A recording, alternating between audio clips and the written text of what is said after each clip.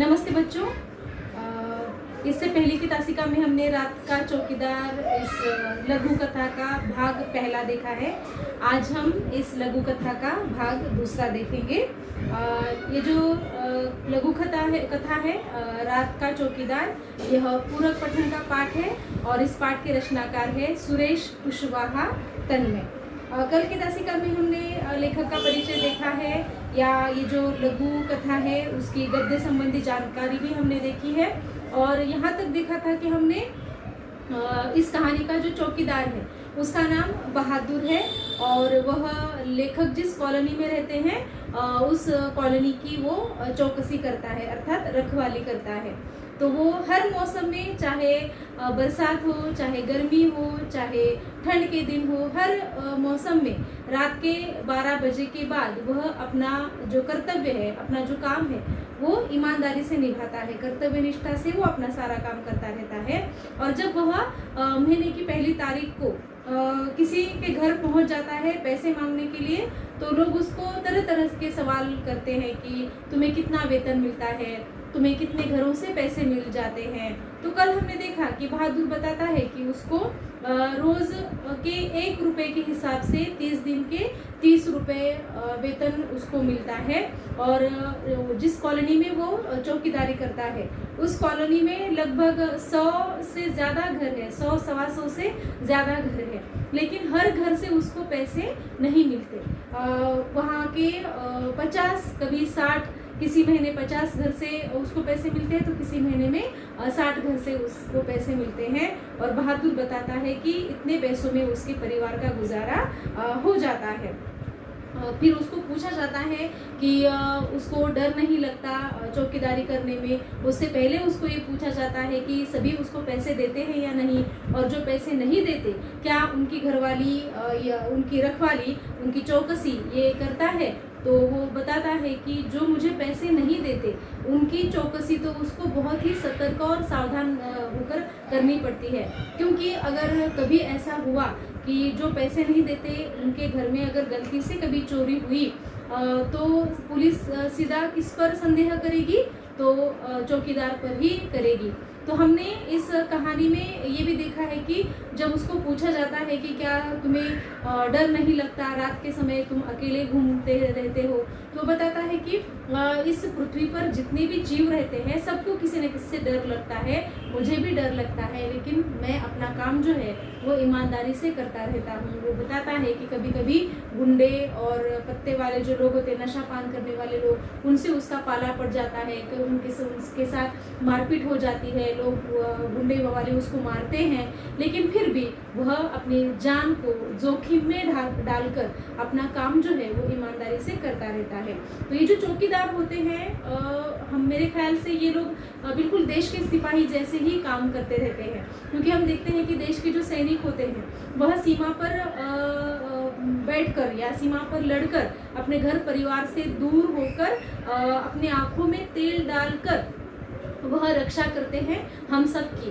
वो वहाँ पर दिन रात एक करते हैं और हम अपने देश में या अपने घरों में सुरक्षित रहते हैं। तो ये जो चौकीदार होता है वो भी इसी प्रकार अपनी जान को जोखिम में डालकर सोसाइटी में रहने वाले लोग, कॉलोनी में रहने वाले लोग, उनकी रक्षा करता रहता है, खुद की जान की परवाह न करते हुए।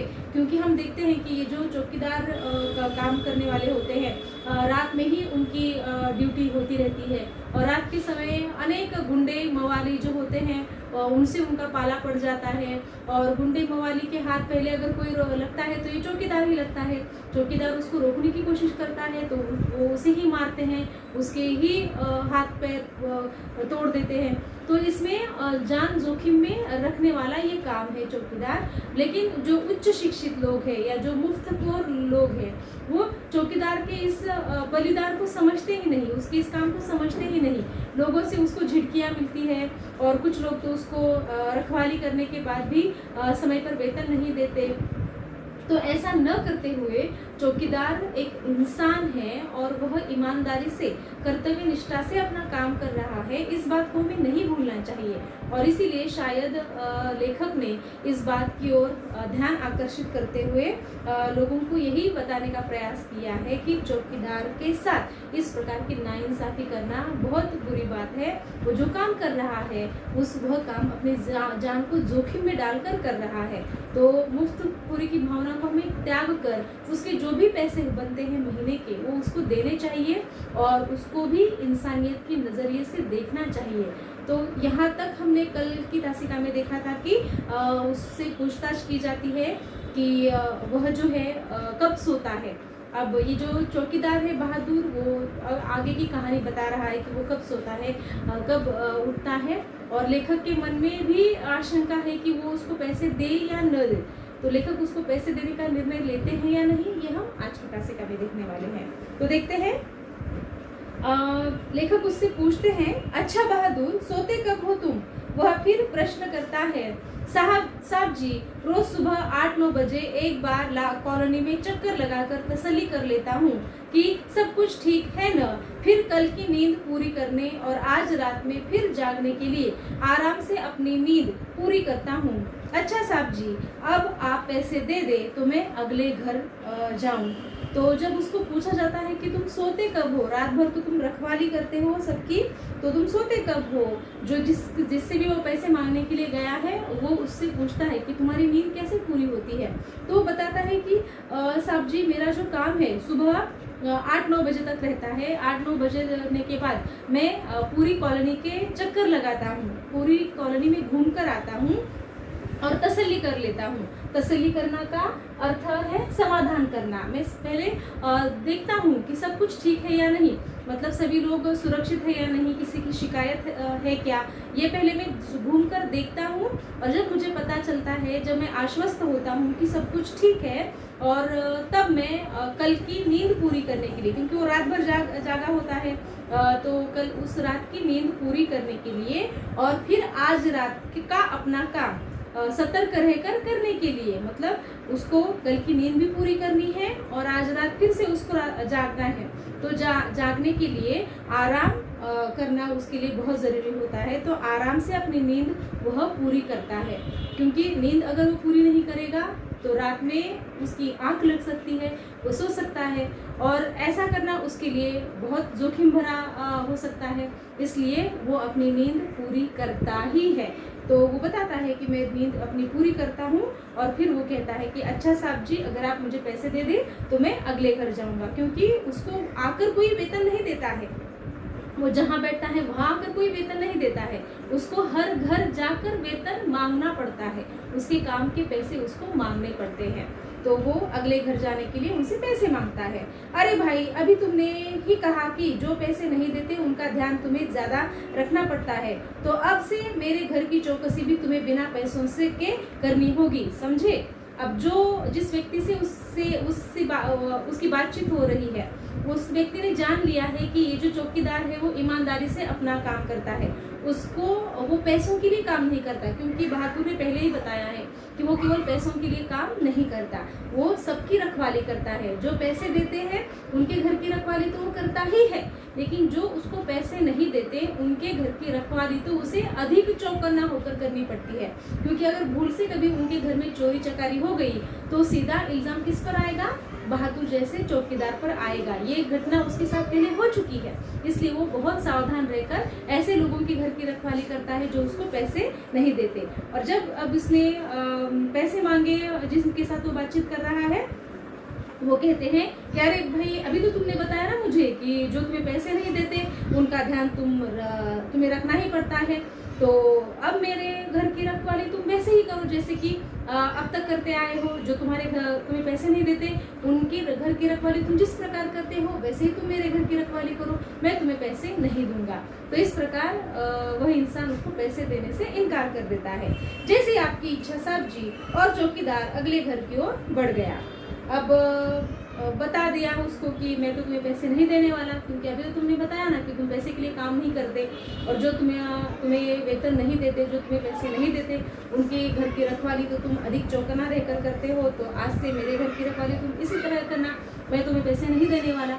तो यहाँ ये सुनने के बाद बहादुर नाराज नहीं होता, वो कहता है कि ठीक है, जैसे आपकी इच्छा, और ऐसा करके वह अगले घर की ओर चला जाता है। मतलब यहाँ बहादुर जो है उसका स्वभाव, उसकी कर्तव्य निष्ठा जो है वो बहुत ही सराहनीय है। वो केवल पैसों के लिए काम नहीं कर रहा है, बहुत ही ईमानदारी से अपने कर्तव्य का वो पालन कर रहा है, और इसलिए वो पैसे से इनकार करने के बाद भी बुरा नहीं मानता और अगले घर पैसे मांगने के लिए चला जाता है।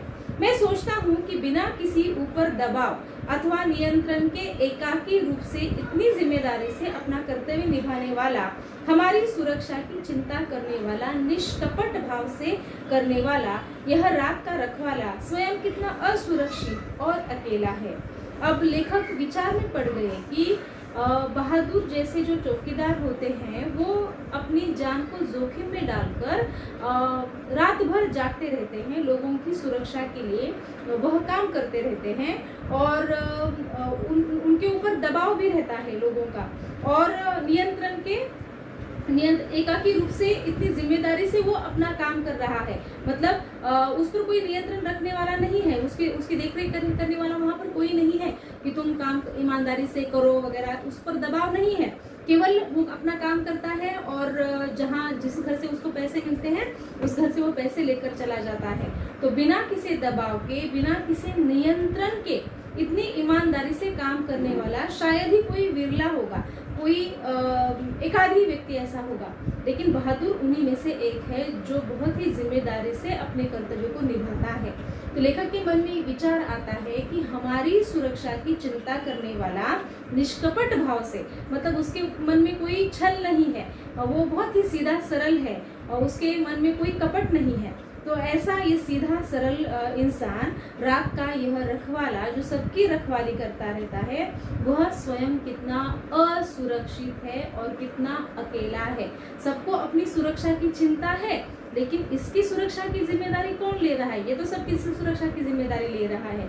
अगर कुछ हो जाता है ऊंच नीच तो सभी सीधे आकर उससे पूछते हैं, लेकिन इसके साथ जब कोई ऊंच नीच होती है, मारपीट होती है, तो क्या कोई उसको पूछता है? क्या उसकी रक्षा की जिम्मेदारी कोई लेता है? कोई नहीं लेता। तो यही विचार यहाँ पर लेखक के मन को झकझोर देते हैं। मैं रात भर ऊहापोह में रहा। ऊहापोह मतलब उधेड़-बुन। लेखक रात भर सोचते रहे कि मैं क्या करूं, इस बहादुर को पैसे दूं या न दूं, क्या इसकी रक्षा करना या इसके काम का उचित वेतन देना हमारा कर्तव्य है या नहीं। तो इसी उधेड़-बुन में लेखक की रात गुजर गई। ठीक से नींद भी नहीं आई। सवेरे उठने तक मैं निर्णय ले चुका था। मैंने चौकीदार को बुलाया। अब लेखक जो है वो रात भर सोचते रहे कि उन्हें क्या करना चाहिए। इंसान होने के नाते वो क्या कर सकते हैं। तो उन्हें रात भर नींद नहीं आई सोचने के कारण, और सवेरे उठने तक उन्होंने निर्णय ले लिया था। वो निश्चय कर चुके थे कि उनको क्या करना है, मतलब बहादुर के पैसे उनको देने हैं या नहीं, ये उन्होंने तय किया था। मैंने चौकीदार को बुलाया, उससे कहा मेरे घर की चौकसी करने का तुम्हें पूरा मेहनताना मिलेगा। चौकीदार ने सलाम किया और चला गया। मैंने चैन की सांस ली और उसके प्रति श्रद्धा बढ़ गई। अब लेखक ने चौकीदार को बुलवा लिया था। पहले जब उसको पैसे मांगे गए थे तो लेखक ने इनकार कर दिया था कि वो नहीं देंगे पैसे, लेकिन रात भर जब उन्होंने विचार किया और उनके मन में तरह तरह के सवाल उठे कि हम तो निश्चिंत होकर सो जाते हैं, लेकिन ये चौकीदार कितना असुरक्षित है, उसको कितनी मुश्किलों का सामना करना पड़ता है। हर मौसम में बिना थके वह अपना काम ईमानदारी से करता रहता है, और जब अपने काम को पूरा करने के बाद वह अपने काम का पैसा मांगने के लिए आता है, तो हम जैसे अपने आप को उच्च शिक्षित मानने वाले या अपने आप को प्रतिष्ठित मानने वाले जो लोग हैं वो क्या करते हैं, इस चौकीदार के जो थोड़ा सा वेतन है वो भी देने से हम हिचकिचाते हैं। तो लेखक जो है वो सोचते हैं और फिर निर्णय लेते हैं कि कुछ भी हो जाए वह चौकीदार को उसका मेहनताना, मतलब उसके जो पैसे हैं उसको पूरा का पूरा देंगे। तो उसको उन्होंने क्या किया, अपने घर पर बुला लिया और चौकीदार उनके घर में आ जाता है, और आने के बाद लेखक उनसे कहते हैं कि तुम्हारी चौकसी का मैं पूरा मेहनताना मतलब काम के बदले हम जो पैसे देते हैं उसको मेहनताना कहते हैं, अर्थात वेतन का ही ये प्रकार है। तो तुम्हारे काम का मैं पूरा मेहनताना तुम्हें दूंगा, तुम्हें तुम्हारे काम का पूरा मेहनताना मिलेगा। और जब ये सुनता है चौकीदार तो उसको बहुत खुशी होती है, वो सलाम करता है लेखक को और वहाँ से चला जाता है। तो इस प्रकार संतुष्ट होकर जब चौकीदार वहाँ से चला जाता है तो लेखक चैन की सांस लेते हैं। चैन की सांस लेना ये मुहावरा है, इसका अर्थ है आश्वस्त होना, निश्चिंत हो जाते हैं और चौकीदार के प्रति उनकी जो श्रद्धा है, आस्था है, आदर है, वो और भी बढ़ जाता है। तो ये केवल लेखक के साथ ही नहीं, हर एक व्यक्ति के साथ ऐसा होना चाहिए, क्योंकि चौकीदार जो है वो एक हमारे जैसा ही हाड़ मांस का इंसान है और वह अपना काम ईमानदारी से करता रहता है। तो बहुत सारे ऐसे लोग हैं कि उसको एक प्रतिष्ठा की नज़रों से देखते ही नहीं, आदर की भावना से देखते ही नहीं, बल्कि उसको इंसान तक समझने से वो कतराते हैं, उसके साथ ठीक से बातचीत भी नहीं करते, उसको झिड़कियाँ मिलती है।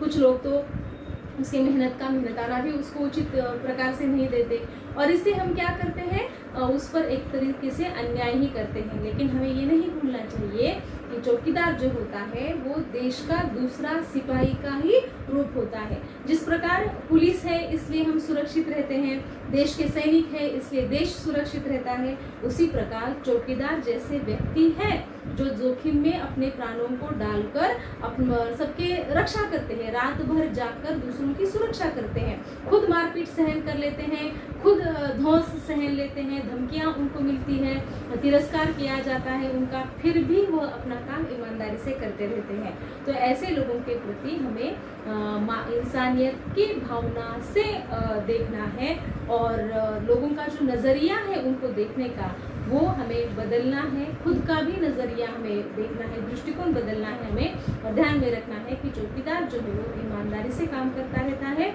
और उसकी ईमानदारी का पूरा मेहनताना देना हमारा कर्तव्य है। तो ये जो पाठ है पूरक पठन की ये जो लघु कथा है, इस लघु कथा के माध्यम से लेखक ने हमें यही संदेश दिया है कि हमें चौकीदार जैसे जो व्यक्ति है जो सुरक्षा का काम करते हैं उनके प्रति हमें आदर भाव रखना चाहिए और उनके साथ हमें इंसानियत से पेश आना चाहिए और उनके मेहनत का पूरा मेहनताना हमें देना चाहिए। तो ये जो लघु कथा है यहाँ पर समाप्त हो जाती है। तो बहुत ही जल्द हम अगले वीडियो में मिलेंगे, तब तक के लिए धन्यवाद।